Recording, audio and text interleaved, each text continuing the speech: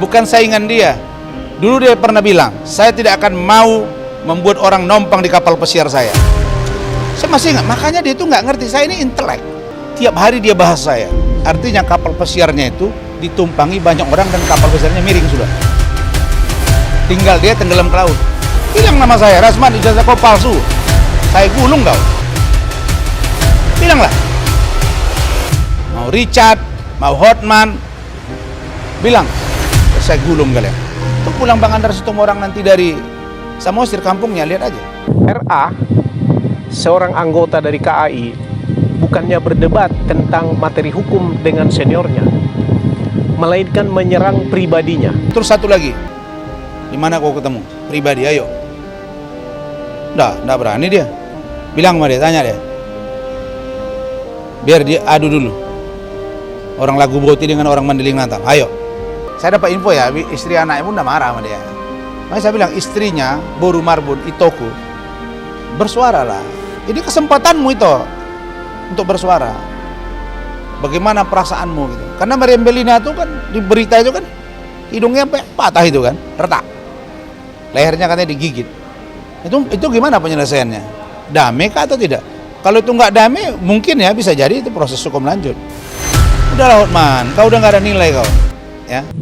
Ini mempertontonkan kedangkalan berpikir. KAI sebagai wadah resmi yang menaungi RA dalam hal ini keep silent, membiarkan anggotanya dicerca oleh masyarakat tanpa pembelaan apapun dan tidak mengambil tindakan dalam bentuk apapun terhadap anggotanya. Abu-abu. Kalau organisasinya menganggap anggotanya tidak bermasalah, mestinya dibela. Kalau memang masih peka dan bertanggung jawab menjalankan perannya, maka perlu mengambil tindakan. Kode etik advokat itu adalah hukum tertinggi dalam menjalankan profesi advokat yang menjamin dan melindungi. Namun di sisi lain, sekaligus membebankan kewajiban kepada setiap individu advokat untuk jujur dan bertanggung jawab dalam menjalankan profesinya terhadap semua pihak. Hotman angkat bendera putih aja udah. Kan udah semua orang memusuhi dia. Lah masa nggak sadar sih? Orang nggak mau komen tentang saya kan orang tahu cara saya lebih bertata krama ketimbang kau.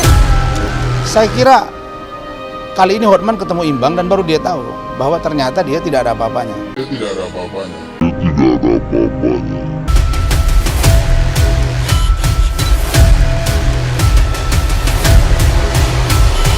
Gak ada kerja dia, hanya kelelahan. Mana klien dia? Dalam kasus RA, anggota KAI, kode etik itu sudah diacak-acak. Lalu apa sekarang yang mau dipertontonkan advokat lagi kepada masyarakat?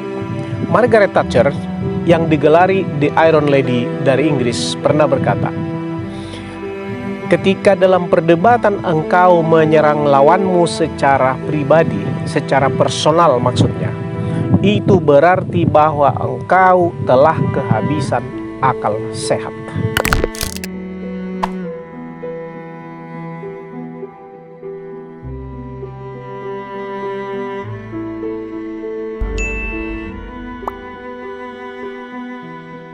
Kembali bertemu dengan saya, Limson Channel.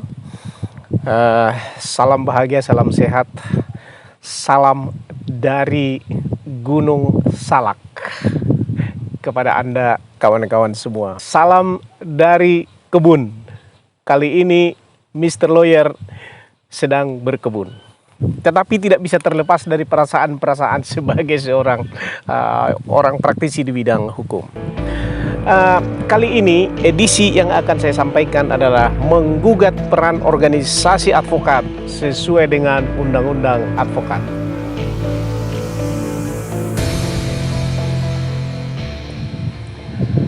Istilah saya menggugat bukan berarti saya menggugat di pengadilan, enggak.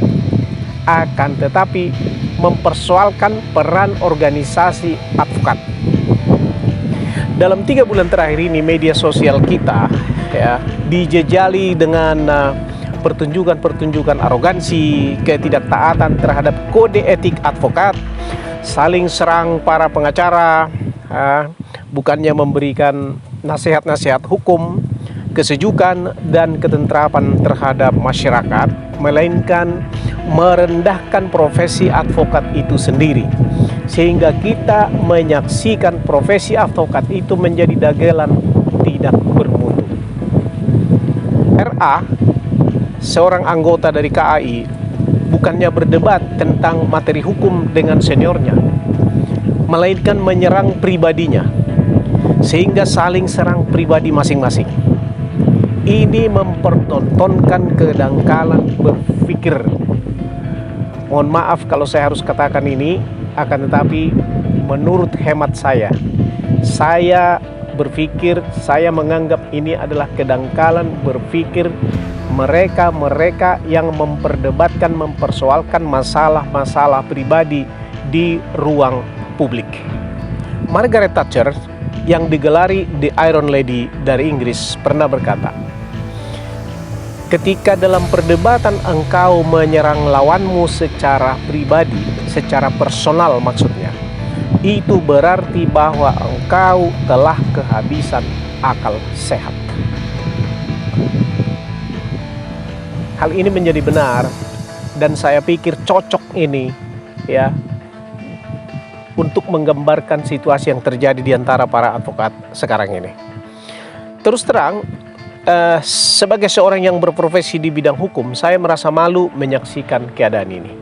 Faktanya sekarang, advokat yang dengan bangganya mengklaim diri sebagai vice president organisasinya, seolah kebal terhadap segala kode etik advokat.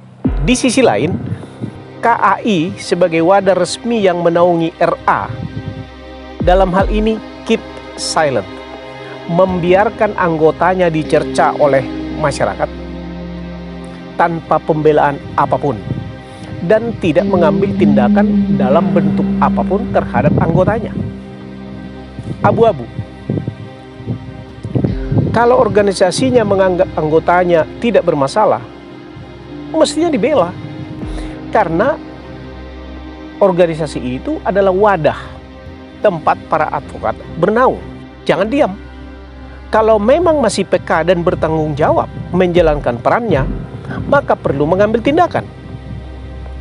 Jangan keep silent seperti yang saya sebutkan tadi. Ya. Kenapa peran organisasi itu menjadi sangat penting? Profesi advokat merupakan instrumen penting bagi negara untuk memastikan dan mewujudkan terciptanya keadilan hukum bagi masyarakat. Sebab itu satu organisasi advokat dibebani tanggung jawab untuk mewadahi serta menata para anggotanya agar dapat mewujudkan cita-cita luhur profesi advokat itu sendiri. Pada saat yang sama, seorang advokat dituntut melalui kode etik advokat untuk memperjuangkan profesionalitas dan independensi. Jadi profesionalitas dan independensi ketika menjalankan tugasnya sesuai dengan kode etik dan peraturan perundang-undangan. Bab 10 Undang-Undang Nomor 18 Tahun 2003 tentang advokat dengan jelas menjabarkan definisi, fungsi maupun kewenangan organisasi advokat. Pasal 28 ayat 1. Saya kutip di sini. Organisasi advokat merupakan satu-satunya wadah profesi advokat yang bebas dan mandiri yang dibentuk sesuai dengan undang-undang ini dengan maksud dan tujuan untuk meningkatkan kualitas profesi advokat. Dari sini dapat kita pahami bahwa organisasi advokat merupakan wadah sekaligus naungan bagi para advokat, sekaligus berwenang untuk meningkatkan kualitas profesi anggotanya. Kualitas apa? Kualitas untuk memastikan terciptanya keadilan di dalam masyarakat. Maka untuk memastikan tujuan undang-undang tersebut, undang-undang itu memberikan instrumen kontrol melalui kode etik advokat. Saya sekedar mengingatkan saja kepada kawan-kawan, ya, dan memberikan sedikit pemahaman hukum kepada masyarakat awam. Kode etik advokat itu adalah hukum tertinggi.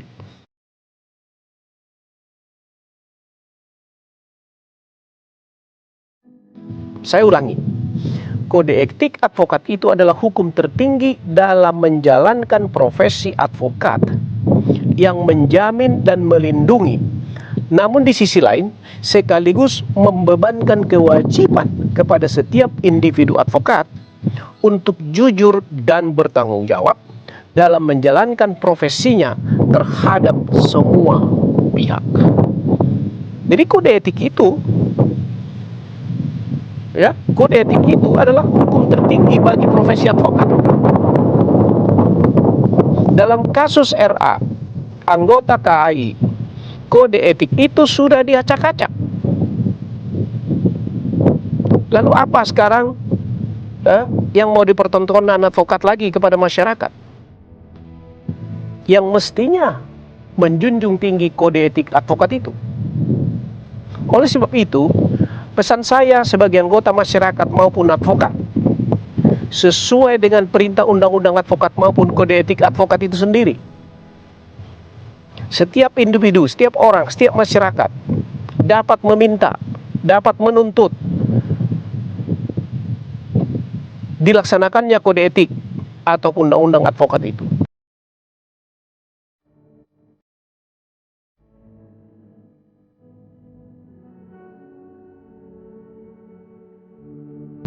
Maka dengan ini saya meminta kepada organisasi advokat, khususnya KAI, sebagai benteng terakhir dalam menjaga integritas para advokat di organisasinya.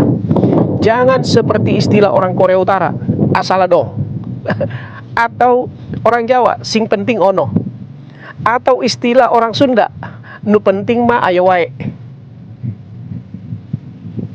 Jangan seperti itu.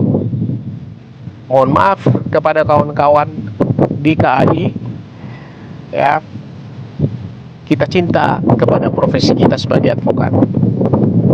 Jangan hanya kita mengatakan bahwa advokat itu, profesi advokat itu adalah officium nobile, tetapi kita tidak menjaganya. Siapa itu pada kawan-kawan semua, mari kita jaga marwah advokat itu sebagai benteng terakhir untuk memastikan terlaksananya kode etik dan memelihara marwah organisasi, marwah profesi advokat itu. Maka kepada organisasi advokat yang mana saja, entah peradi dan lain-lain, jagalah anggota Anda, ambil tindakan yang penting, yang perlu, sesuai dengan aturan yang berlaku. Live beyond the law. Saya lupa, ada yang perlu saya sampaikan kepada Anda. Ada salah satu netizen kita yang rupanya beberapa kali melihat saya di dalam unggahan sedang berolahraga, dan dia katakan senang melihat kegiatan tersebut. Maka dia kirimkan kepada satu pakaian olahraga. Dan mana tadi? Coba.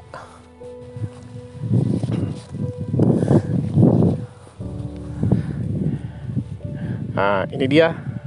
Waduh, luar biasa, pasti mahal ini. Dan saya lihat ini orisinil, dan saya nggak pernah beli baju olahraga, saudara. Saya selalu pakai pakaian side stream dari anak saya. Kalau kali ini dikirimkan, ini sangat bagus. So, terima kasih. Saya akan pakai. Wih, keren. Very nice, very good. Terima kasih. Ini saya sudah pakai, ya. Dan saya berharap Anda juga akan rajin berolahraga seperti saya. Salam sehat.